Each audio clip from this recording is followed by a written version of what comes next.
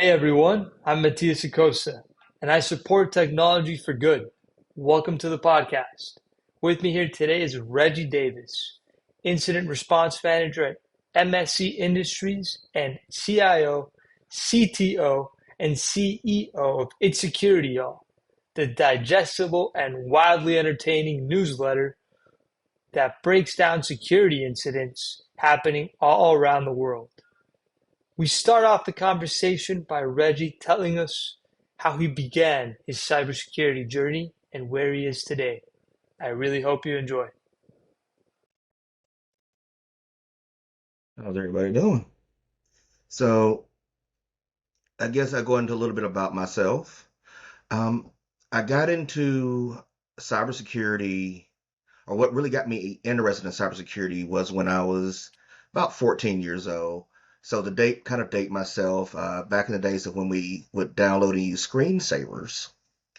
I thought it would be a good idea to download a adult screensaver onto the only computer we had in the house. So, of course, it was malware. And this is back in the day where they popped a red skull up on your screen, the sirens, all the bells and whistles. Let everybody in the house know you did something stupid. And I'm looking at the clock and I realize that my mom's going to be home in a couple of hours. And I don't want to expire from existence at this point in my life. So there was a little tool called Spybot Search and Destroy that was wildly popular at this point, time and point. And I was able to use it to mitigate most of the issue, but there was about 5 gigs of malicious data written to the registry. So after pulling the plug on my 56K modem, yeah, back before we had all these fancy high speeds, back in the day when you could load a website and go make a sandwich and it wasn't loaded by the time you got back. I unplugged my modem, so that stops the flow of data. And then I painstakingly go through one by one and remove all the malicious registry entries. So I do a couple of reboots, make sure everything's good, and right as I do the final reboot, I hear the garage door go up. And doing that after the initial panic set had calmed down, I was kind of like, you know, that was kind of interesting. And I want to know more about malware. This is before Google, so it wasn't like I had a centralized search point. And, it was new enough that there was nothing in the encyclopedias. Library didn't really have a lot of information, so there was Alt Vista, Lycos, Web Crawler, Metacrawler, Excite, Yahoo, AOL, going through all those different search engines and just find out what I could. And that's what kind of kicked me into the cybersecurity field, or at least the information technology field at the time. Um, so that drove me into finally making it into the industry in 2014, where I actually started in identity access management. And with identity access management, my first responsibilities were it was basically help desk at that point, where we were setting up accounts and password resets, doing things for IFS, SAP, doing account creation back then. That was the kind of the Wild West days where the only company you really had back then was SailPoint. That was kind of pushing identity access management. And from there, I moved into the SOC. And once I got into, actually security again, I was kind of like, okay, firewalls are better than doing with access. And I did that for a couple of years. And then I finally got, about 5 years ago, I actually joined a incident response team. And that's where it started my current journey. Is where I'm at now, where I was helping build their SOC out and going over old documentation and bringing it That's up to awesome. speed, modernizing it. So yeah, once I did that, I was like, okay, I like this a lot better than identity access management, and I like it a lot better than firewalls. And going through, and I've gotten to use so many wonderful tools from so many different vendors. There's just so much, there to learn. And as I go through it, and I've changed jobs, and now in my current place at MSC Direct, I not only do the vulnerability management, but I also created their entire incident response plan. And, that was one of my primary functions on top of, vulnerability, tabletops, and, other SOC incident response related topics that I handle. And that's kind of one of my specialties is getting that documentation, not reinventing the wheel, but making sure we're covering all the important steps of that response process from the planning and tabletops all the way out to what did we learn and how do we make sure this doesn't happen again. And so that's kind of where I am right now.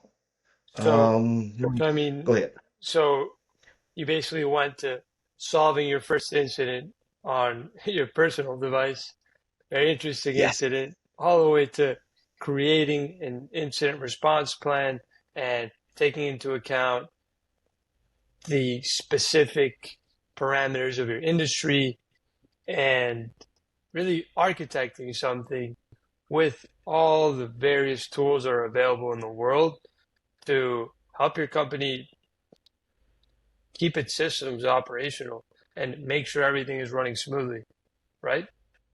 Yes. That's It's a awesome. very, That's a great I like journey. the I mean, joke. it's just Oh, yeah. smooth ride. Well, I don't know about smooth, but it's a ride.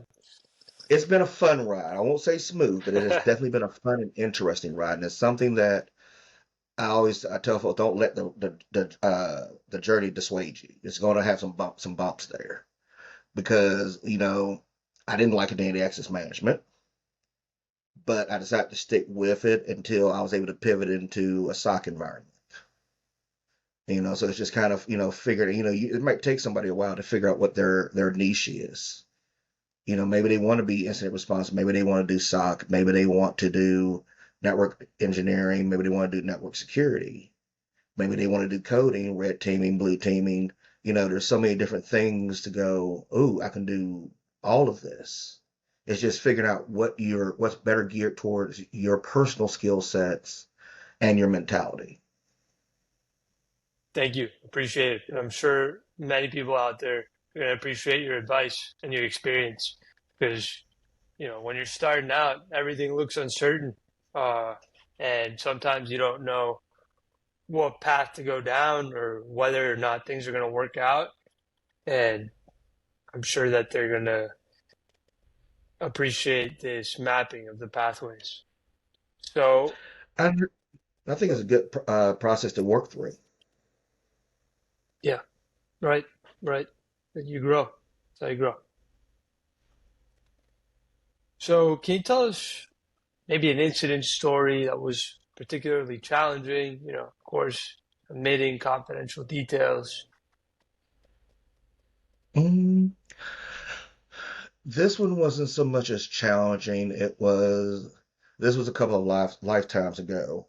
Um, it wasn't so much as challenging as the timing was a coincidental blessing.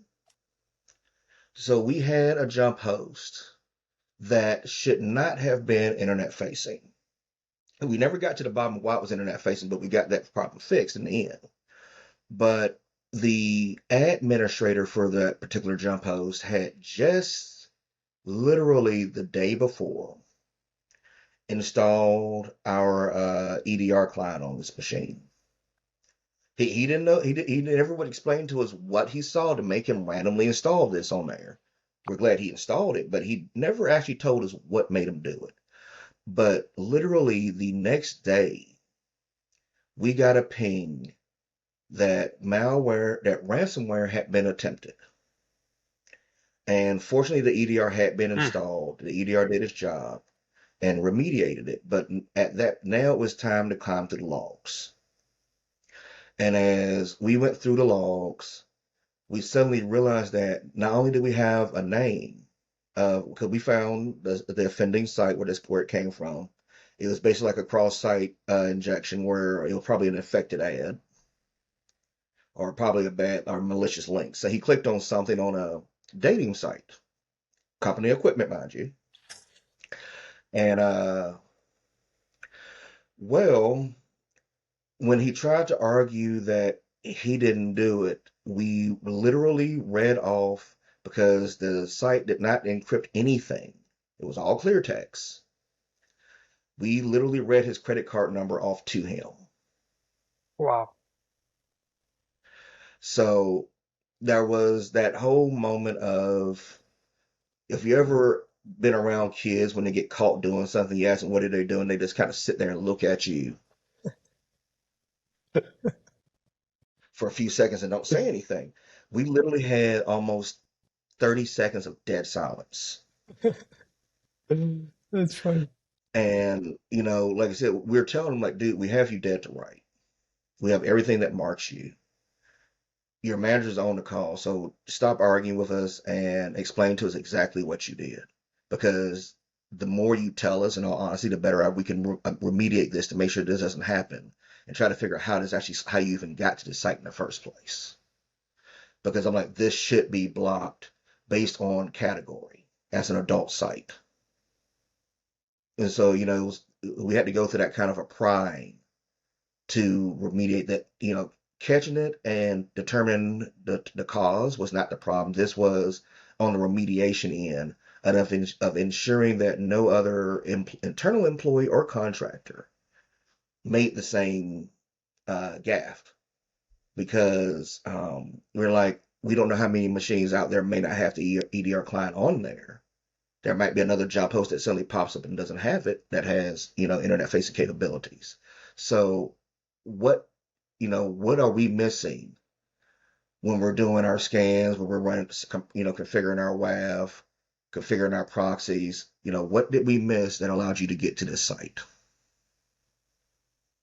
And like, okay, do we need to make sure all jump hosts? Okay, then let's do an audit on jump hosts and make sure all jump hosts are at least going through the WAF. So if this does happen again, they at least will not be able to reach potentially malicious sites as easily. And I would say that was probably the most hardest part, which is what drove my whole lessons learned part of incident response. Is, okay, it's fine and dandy that we stopped it and remediated it, but how do we figure out how it happened? Training, yes, we know that, you can do better training and stuff like that, but training's not going to stop unintentional maliciousness. The man was not malicious intentionally trying to get ransomware on the company network. That's between him and his wife. At that point, my concern was, is how did you get to this adult dating site in the first place? That was my concern, and I want to know how it slipped through our processes, or what were we blind? And that was one of the things that we took away from that was, okay, cool, the EDR works. Yes. But it was, how do we stop this from even getting to this point? We should have gotten an alert from the WAF or from the web proxy that this user was attempting to go to an adult site. And so, that was the hole we had to fill. So that, led to audits and several other things of tracking down these hosts and these VMs going, is this only going, if it's internet facing, is it only going out through the web application firewall, which is what the WAF is? I know I keep saying WAF, but web application firewall, excuse me, or a web proxy. And if they're not, they need to be, or there needs to be zero access to the outside world. So yeah, that was the biggest thing with that. That's great. That's great. Yeah, we appreciate. I'm sure everyone here appreciates your experience and understanding what you went through and the lessons that you learned uh, along, because I'm sure there are lessons learned after every single remediation. And it's not just about, like you said, okay, we remediated it, everything is fine now, but also how do we make sure this doesn't happen again? That's an Exactly. essential question. So, all right, so you created It's Security Y'all, right? Can you tell us what It's Security Y'all is? Such an awesome name. So its security, y'all, grew out of the concept of, I'm looking at all these news articles out there. They're very informative, but when you're trying to get into information security, you don't want, the last thing you're focusing on is all these alphabets getting thrown at your face. Because we're hearing TTP, IOC, WAF, all of this stuff, and you're like, knock, sock, what? And and then the vendors will throw new acronyms at you like IOA, which is the same thing as a TTP, and you're like, what's either one of those? And you're like, okay. So the reason I started this was to help people not be intimidated by the amount of information you're reading. So if you want to understand vulnerabilities, you want to understand how threat actors work. That's one of the reasons I started doing this in a fashion of I want it to be simple. I want it to be friendly. And that's the other thing. I'm like, I want it to be something that you immediately read like, okay, well, this doesn't sound like it's going to get all that technical.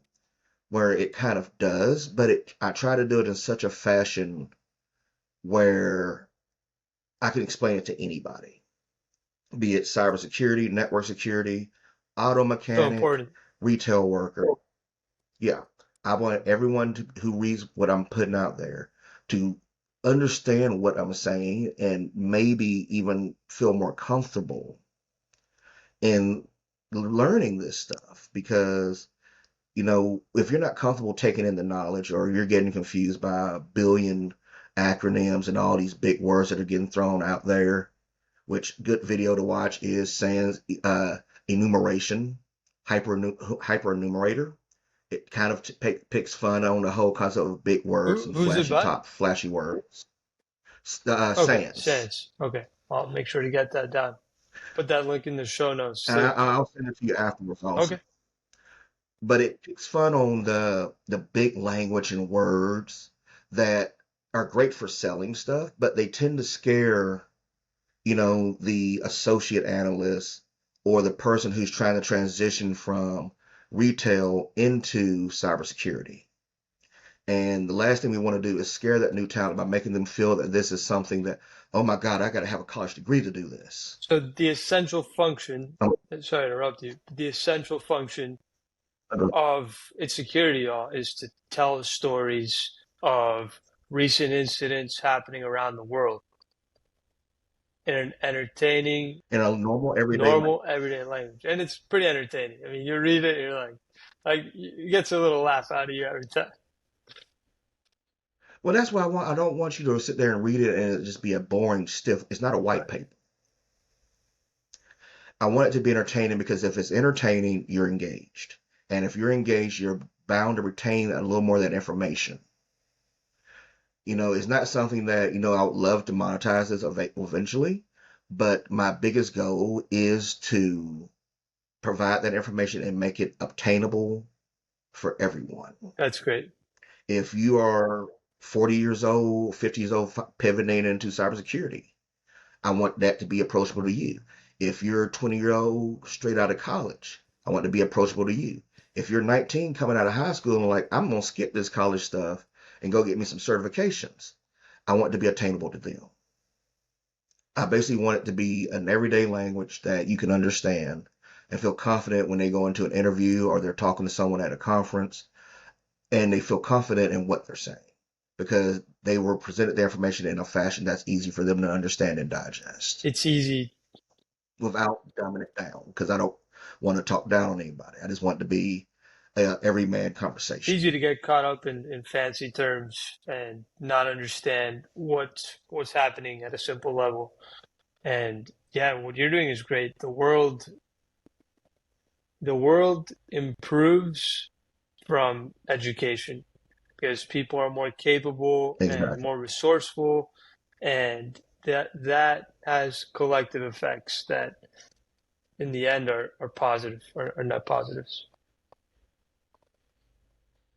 And I'd have to agree, and that's kind of why that's one of the reasons I like doing this, is I like when people hit me up and be like, hey, I've been reading your articles. Do you have any suggestions about getting into this? Do you have suggestions about getting into that? I recently was a presenter at B-Sides Atlanta, and I have people, who've been hitting me up about that, going, hey, I just heard your talk, and I would like to know more about getting into this industry. And that's the kind of things I'm like, I like to Awesome. do. Awesome. So, we're gonna wrap up here. Just one more question. And what's one piece of advice you'd give to those starting out in their cyber careers? We were just talking about them. Yeah, don't give up. Uh, Stay It's focused on it. powerful. There are tons of free resources. There are tons of communities. If you're really interested in cybersecurity, I would definitely recommend getting on LinkedIn and working it like it's a a professional social media site. You need to network because you will meet people who will turn you on to other resources. But then again, like I said, there's plenty of resources. There are local communities, like if you're in the Atlanta area, there's DC 404, ISSA. There are plenty of communities in Atlanta, besides Atlanta, that comes around annually that can help foster. You have the Simply Cyber community on YouTube. So there are plenty of places to go look. It's just if you don't know those resources are available, you won't go looking for them, or you won't necessarily know where to look for them. So networking and using these free resources, there are lots of groups on YouTube, on LinkedIn, that share free training links all the time. So yeah, just stick with it. Don't become discouraged because you don't have a lot of money. There's tons of free resources out there to help you get started. Just stick with it. Stick with it, guys. Never give up, guys and gals. So, thank you so much, Reggie. I really appreciate your time here today. It's been very informative. It's been great. I'm sure many will benefit from your words and your experiences. And go check out Insecurity, y'all.